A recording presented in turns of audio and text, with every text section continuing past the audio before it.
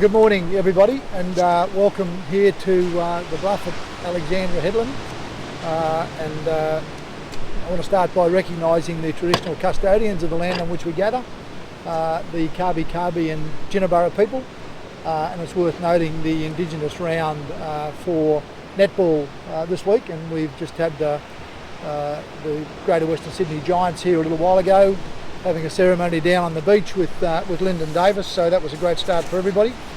Well, thank you for being here today, and thank Minister Stirling Hinchliffe for being with us as well. Stirling's the Minister for Local Government, Racing, Multicultural Affairs, and welcome him being here today as we look at the site for the Mooloolaba foreshore revitalisation project. And I guess it doesn't come much better than this in terms of views from the Sunshine Coast, or indeed the great weather we're having. And with the revitalisation project, the experience here should only get better. Today we're announcing the first stage of construction, which will commence next month. And this is an $11 million investment in the future of the Sunshine Coast, and indeed for the betterment of Mooloolaba.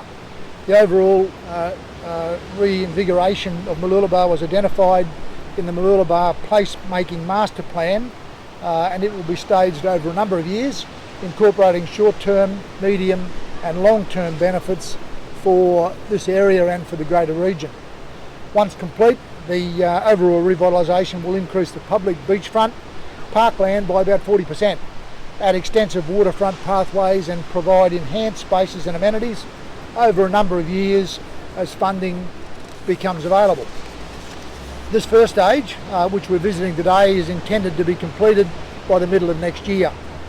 This project is the realisation of a shared vision between council, the local business and community, and of course with great support from the state government.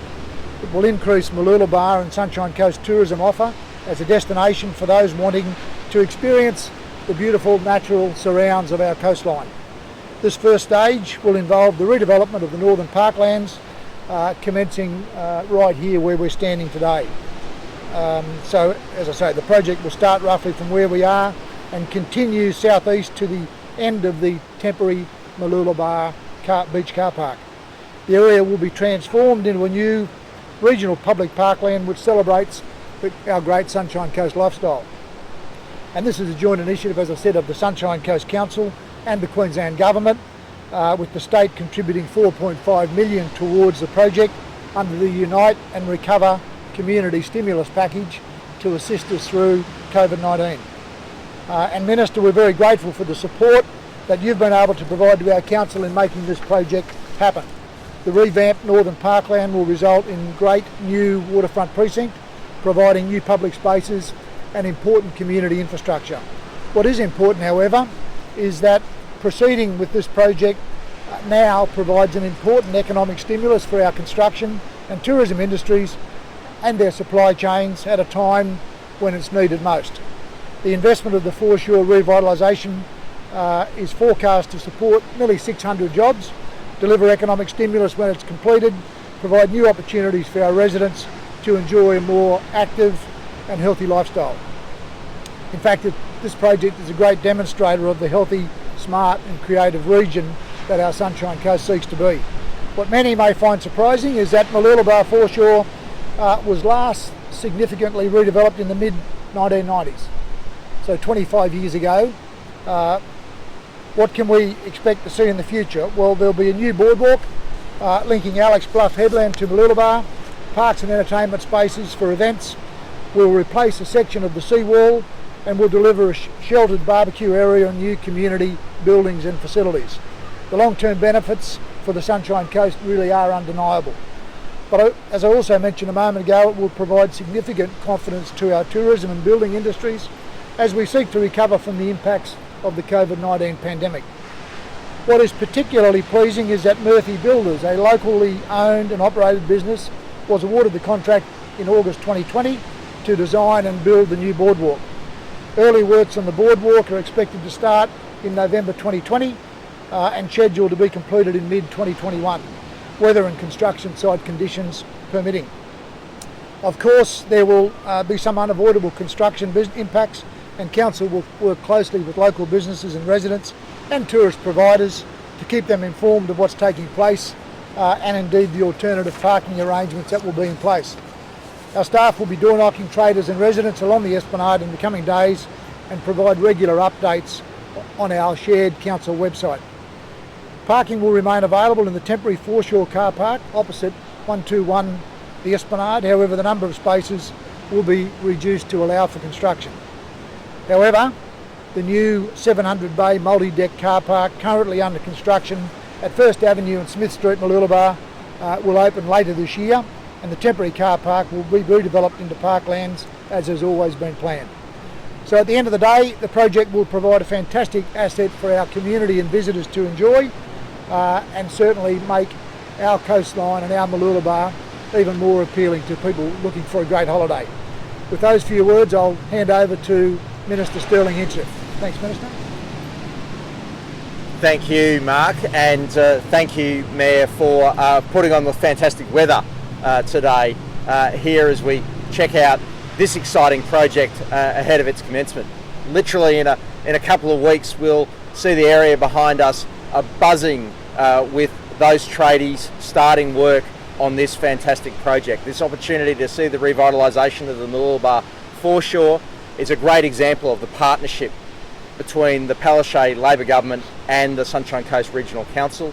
To see that $4.5 million of contribution to this $11 million first stage of the project going ahead this time when our economy needs it most is a great example of the way in which our economic plan is delivering for all parts of Queensland. The opportunity to use the funding under the Unite and Recover Community Stimulus Program, a $50 million program for southeast Queensland, to see this project, the $11 million project, kick off so quickly and so soon with, as I say, job opportunities jumping off the foreshore here, 600 jobs supported and created through this project. That'll be a real boon to the local economy, to local tradies, and certainly a great opportunity for the local businesses like Murphy's. It's great to see that this will not only provide those jobs in the short term in response to the challenges that our economy is currently feeling, but it will also provide an extraordinarily positive legacy for the community, but for local businesses. The spur that this will be in terms of hospitality jobs in the local area, I think will be fantastic, and it's a great example of the way in which this sort of cooperation, this sort of support for a council project that's going to make a huge difference is very much part of what the Palaszczuk government and our economic plan is all about.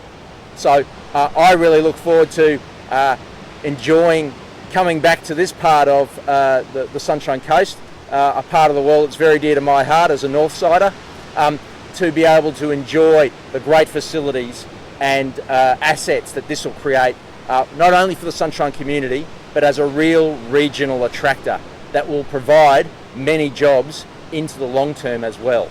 So great to join you again, Mayor Jamieson, but it's also good that you were kind enough not to rub in the fact that the Sunshine Coast Lightning beat my Queensland Firebirds over the weekend as well. Well said, Minister, and a great way to finish. Have any questions?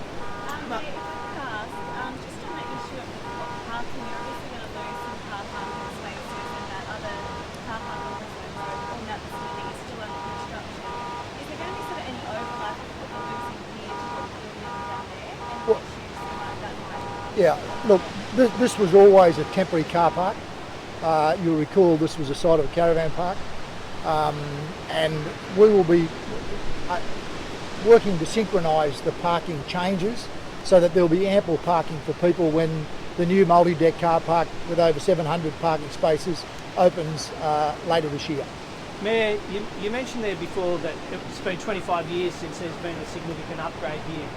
From a tourism perspective, how important is it that what's on offer here continually gets upgraded and there's new reasons for people to come here? Yeah, well, I think you've got to continue to excite your regular visitors with new things that they can enjoy, and certainly being able to explore the coastline in more convenient ways is a great way of doing that. Mooloolaba really is the jewel in our crown from the tourism point of view, and attracting new people here does require investment. It requires investment from governments and it requires investment from the private sector, and we'd like to see that encouraged as well. You're aware of the commitments that council and the state have made. I'd like to see that the continued investment from the private sector as well. You've made no secret in the past in the course that the coast always seems to miss out on state funding, so is this promising that this project's going ahead? Oh no, it's great, and I thank the Minister, and indeed there's been a number of projects identified around the Sunshine Coast where the state is providing support, and we did some media on some of those a month or so ago. But this is a really great example, and I think it's a shared objective. Clearly, tourism is a big generator of funds, not the least of which is GST, and that all goes back into the tax pool. So we've got to continue to invest in prime areas like the Sunshine Coast from both a local and a state perspective, and this is a good example, yes. What was the business name that was mentioned earlier? Murphy Builders. Are there any others that have been contracted? Well, not at this stage. That's the only builder that's for this first stage of the project. But there'll be a range of processes to go through there in terms of completing the whole foreshore development over time, and as money becomes available. All right. Get a grant from the Minister. Yeah, of course. Minister, I just wanted to ask, the Sunshine Coast was one LNP stronghold for a while. There's now been a little bit of action down in Caloundra. How do you see the election playing out here for your party? Well, I think we're in a position to make inroads into the Sunshine Coast. I think that monopoly hasn't necessarily served the Sunshine Coast well. And I don't think that serves any community particularly well either way. So I think it would be in the interests of the Sunshine Coast to make sure that we had some Labor representation as part of this area. I know, as I say, it's an area of the world that I love, that I visit regularly, and that is so important to the whole of Queensland. And Labor has delivered over many years to the Sunshine Coast and supported the Sunshine Coast and seen great projects get up and get delivered, and we've seen some improvements and enhancements made in recent times. But all the more can happen when there's a strong voice. And so I'm looking forward to catching up with Jason Hunt a little later today, looking at some issues there in the Caloundra electorate, but right across the Sunshine Coast. I encourage people to think about how they can make a difference for their community, how they can make a difference for the state when it comes to the elections on the 31st of October. But most importantly, the thing that drives me as local government minister is the importance of that great partnership that we have with local governments right across Queensland.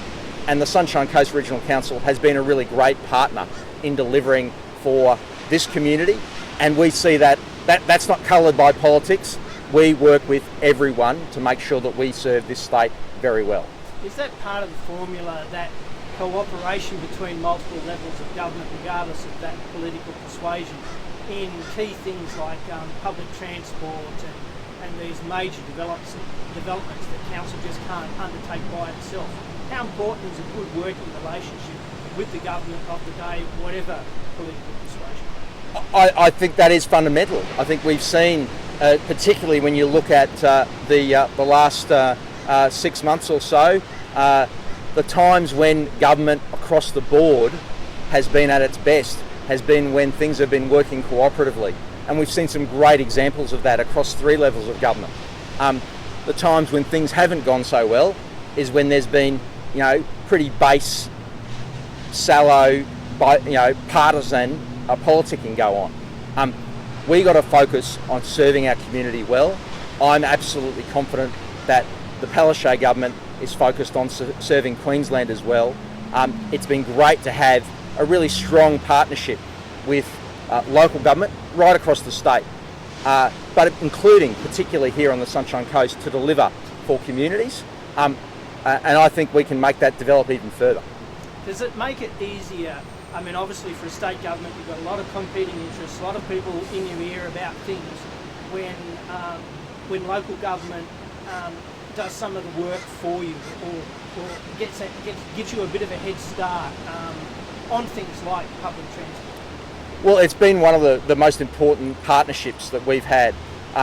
As the Mayor can tell you very clearly from his other role as the President of the Local Government Association of Queensland, where we have a strong partnership between the state and local government, we get better outcomes. You have those ears on the ground that can inform the determinations and decisions that are made about funding allocations, about broader policy imperatives. That can make a huge difference, and that can only be further enhanced by cementing that close working relationship, but it can be further enhanced by having a variety of voices in the state parliament in a particular region as well. There's been some speculation that Premier is planning to change the border restrictions. Is this something the government is actively considering? Well, border restrictions will be considered by the Chief Health Officer at the end of each month. That is what the Chief Health Officer has said repeatedly. That's what the government has reiterated on every occasion.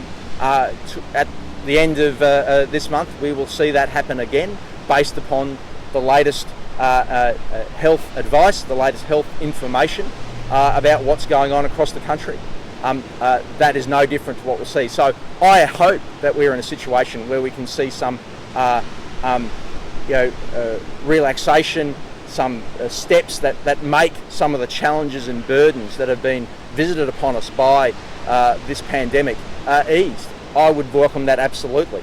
But these are things that will be considered at the right time by the Chief Health Officer as provided for under the health emergency legislation. Do you think we should follow the same footsteps as South Australia and open up to the ACT? And when do you think we should open to New South Wales? These are matters that the Chief Health Officer will consider at the end of the month. Is there any more, just on the Sunshine Coast Stadium, any more consideration being given to funding upgrades or to make it viable for things like older requirements in the future? Well, it's great news to see that there are more events secured and happening for the Sunshine Coast across a range of sporting activities. My primary work is working with the Mayor on projects that are funded through my programs as Minister for Local Government, but I'm happy to hear what the Mayor might want to say about some of those projects, other projects, including the upgrades of the stadium there at Kawana, and how that might, that conversation will continue with the state government. Well, I'll never let a chance go by, Minister. Thanks very much for that question. Look, clearly the Sunshine Coast is a significant urban and regional community that is lacking in, some critical infrastructure, and a major stadium is one of those pieces of infrastructure. Very soon I'll be releasing the projects that I'll be advocating for with the various parties in the lead up to the election. But certainly, we're looking for the state government to commit to $20 million for the first stage of that stadium. I make the point that the LNP have already said if they're elected, they'll commit to that. And council, along with a number of private entrepreneurs, are also contributing significant funds. Why is it important? Well, if we had a stadium that could seat 16 or 20,000 people, the Melbourne Storm would more than likely be playing their home final here in a couple of weeks. Now, you wouldn't do it for just one game, but we've also got the Women's State of Origin here on November 13. We could certainly stage many more significant entertainment events as well as sporting events. So, look, it's a must-have for this region. Go, Lyndon, how you going? Must-have for this region. And I'm sure the Minister, in his engagement with the Premier and others in areas of responsibility, will raise that. But I also make the point that we want a convention and exhibition centre as well. Where else are there, is there a catchment of 500,000 people that effectively doesn't have a facility of that nature in Queensland. So, they're things that I'll continue working with state and federal governments on, because ultimately we need the support of both of them to deliver those outcomes for the coast. But probably next week I'll have some more to say about the critical advocacy issues for the coast. Okay? Yeah, cool. Well, thanks everybody. That's great.